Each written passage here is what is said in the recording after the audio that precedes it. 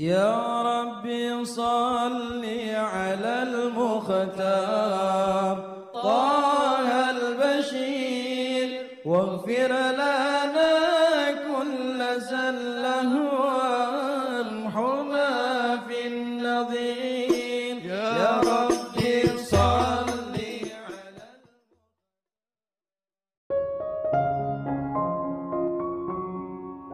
Bismillahirrahmanirrahim. Alhamdulillahi rabbil alamin. Allahumma salli wa sallim ala sayyidina Muhammadin wa ala ali sayyidina Muhammadin miftahi babi rahmatillah adada ma fi ilmillah salatan wa salaman daimaini bidawami mulkillah. Assalamualaikum warahmatullahi wabarakatuh. Sahabat online yang dirahmati Allah, alhamdulillah kita bisa berjumpa kembali. Mudah-mudahan kita senantiasa diberikan kesehatan, umur panjang fi taatillah, juga senantiasa mendapatkan taufik dan hidayah dari Allah Subhanahu wa taala. Pada pertemuan kita kali ini, mari kita ngaji bareng Habibana Novel bin Muhammad Al-Idrus, yaitu tentang ibadah di bulan Ramadan. Ramadan itu datangnya setahun sekali. Dan waktunya cukup lama. Selama 1 bulan, 29 atau 30 hari. Di antara hikmahnya adalah untuk mengembalikan kita sebagai manusia ini menjadi sehat kembali secara lahiriah maupun secara batiniah. Bayangkan tubuh kita ini kerja non-stop 24 jam. Kalau sebagai karyawan Pratama kantor pajak ini kemudian kerja 24 jam selama 11 bulan tuh kira-kira KO atau enggak KO? Ya manusia, kita tepar gak kuat ya 24 jam selama 11 bulan. Tapi tubuh kita ini, subhanallah, kita makan gak pakai merintah apapun, itu ada yang bekerja di lambung, ada yang bekerja di seluruh tubuh nih. Tanpa kendali kita ya, tanpa kendali kita bekerja dengan teratur selama 24 jam. Ya, selama 24 jam kali 12 bulan kalau dalam 1 tahun. Nah kalau mobil saja setiap 10.000 kilo ganti oli misalnya, atau mungkin ada yang 6 bulan sekali ganti oli, ada yang mungkin 100.000 kilo ganti oli. Kalau olinya nggak diganti ya mesinnya bisa rusak, mesinnya bisa jebol. Maka tubuh manusia ini kalau tidak dirawat juga akan rusak. Karena Allah maha mengerti, Allah maha memahami, kita ini memang ya pandai memakai, tapi tidak pandai merawat. Betul ya? Ya kita ini pandai memakai, tapi nggak pandai merawat. Kasih kantor bagus, alhamdulillah kalau di sini terawat saya lihat tadi. Ya pandai merawat. Setiap ruangan yang saya lewati, cakep, bagus, bersih, indah, dan harum. Artinya yang ngurus nih Pak Heri dan staf semuanya pandai merawat. Ada tempat-tempat itu yang udah dibuat bagus, tapi kitanya nggak pandai merawat. Bisa pakai, nggak bisa merawat. Contoh di rumah Bu, di rumah tuh kadang udah dibuatkan oleh suami kamar mandi yang bagus. Ya, istri sebagai wakilnya suami di rumah berusaha menjaga dengan baik. Tapi kalau yang menghuni rumah 10 orang, kira-kira merawatnya mudah atau susah? Seharusnya mudah loh ya, karena 10 orang. Tapi kenyataannya gara-gara 10 orang duduk semakin susah. Karena 10 orang ini kebanyakan pandai memakai, nggak pandai merawat. Karena Allah paham betul yang menciptakan manusia, manusia punya sifat yang seperti itu, pandai memakai, nggak pandai merawat, maka sama Allah dibuatkan sistem. Ya dibuatkan sistem, dipaksa kita selama 1 bulan dalam 1 tahun, kita itu dalam tanda kutip turun mesin. Dalam tanda kutip turun mesin, dirawat langsung oleh Allah Subhanahu wa Ta'ala, disuruh puasa, makannya dibatasin, minumnya dibatasin, bahkan sebetulnya tidurnya juga dibatasin. Hanya saja kebanyakan dari kita yang puasa ini kalau udah Ramadan salah menggunakan dalil. Kalau di sini suruh tambah amal, nanti kalau Ramadan ada oknum-oknum yang amalnya tidur. Ya, oknum-oknum yang amalnya tidur. Dalilnya nomus shaim ibadah. Tidurnya orang yang puasa adalah ibadah. Padahal ibadah itu bukan tidur.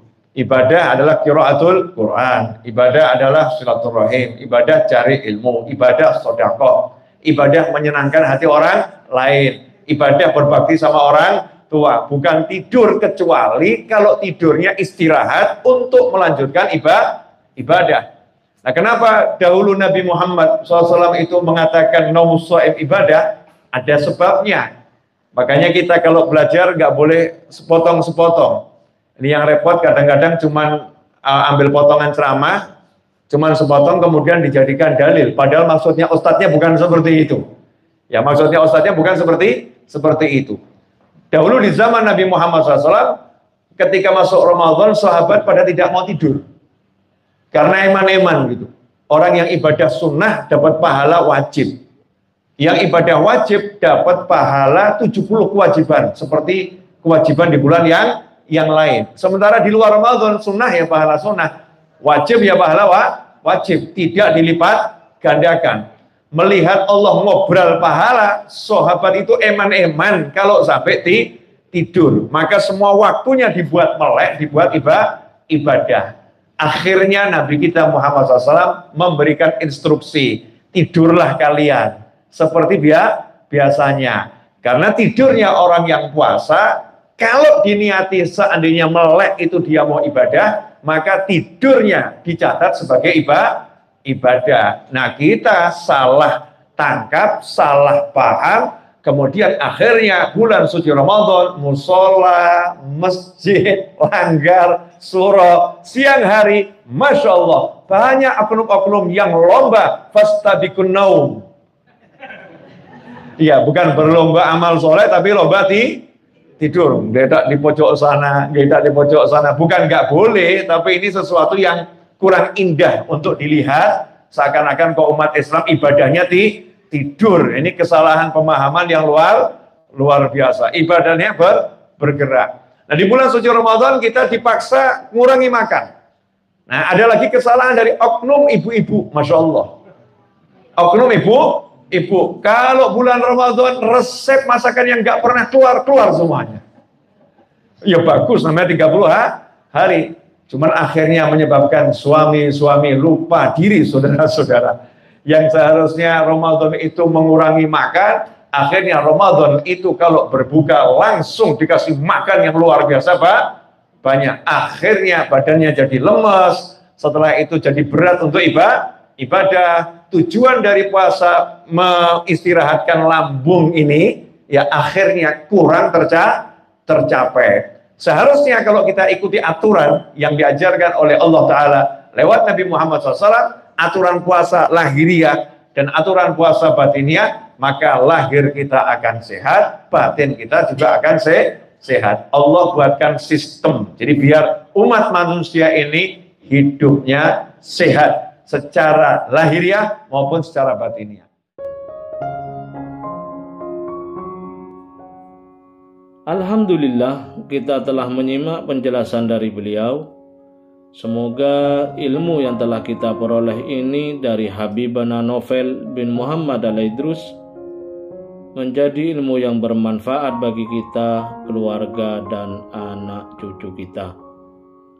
Habibana Novel bin Muhammad Al-Idrus menjelaskan bahwa di antara hikmah Ramadan adalah mengembalikan kita sebagai manusia menjadi sehat, baik secara lahir maupun secara batin.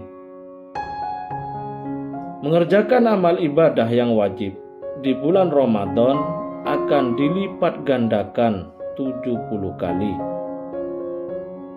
Sedangkan mengerjakan amal ibadah sunnah di bulan Ramadan sama pahalanya dengan mengerjakan amal ibadah yang wajib di luar bulan Ramadan.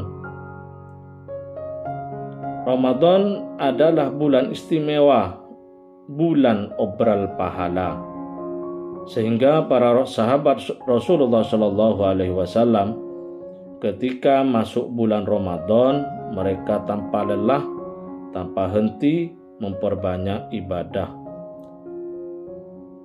Sampai-sampai Rasulullah SAW bersabda, "Naumu shaim ibadah." Tidurnya orang puasa adalah ibadah. Jadi tidurnya orang yang puasa itu adalah ibadah. Setiap hal yang dapat membantu seseorang melaksanakan ibadah, maka juga termasuk sebagai ibadah. Menjalankan puasa jelas merupakan sebuah ibadah. Maka tidur pada saat berpuasa yang bertujuan agar lebih bersemangat dalam menjalankan ibadah terhitung sebagai ibadah. Namun hadis di atas banyak orang yang salah pemahamannya. Ada yang beranggapan bahwa ibadahnya orang yang puasa itu adalah tidur. Jadi mereka tidur seharian, sedikit beribadah, sedikit membaca Al-Quran, sedikit berzikir. Hari-hari dalam bulan Ramadannya hanya kebanyakan diisi dengan tidur. Inilah pemahaman yang keliru dan harus kita hindari. Perlu kita ketahui bahwa tidurnya orang yang puasa dengan tujuan agar setelah bangun lebih semangat lagi dalam beribadah, itulah makna dari tujuan hadis di atas. Ingatlah, ibadahnya orang puasa itu bukanlah tidur. Semoga kita bisa memahami dan senantiasa mengamalkan dari apa yang telah Habibana Novel Alaidrus sampaikan.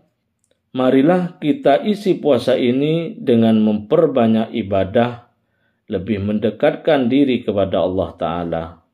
Stop ghibah, gosip, ngerasani, stop namimah, adu domba. Inilah momentum bagi kita untuk membersihkan zahir maupun batin kita. Semoga segala hajat baik kita dan saudara seiman kita segera dikabulkan, segera diwujudkan oleh Allah Ta'ala. Dan segala masalah yang menimpa kita dan saudara kita diangkat, dihilangkan oleh Allah Ta'ala, diganti dengan hidup yang berkah, penuh dengan ketaatan, kebahagiaan, dan ketenangan. Amin. Ya Rabbal Alamin. Wallahu a'lam bishawab. Semoga barokah dan manfaat. Assalamualaikum warahmatullahi wabarakatuh.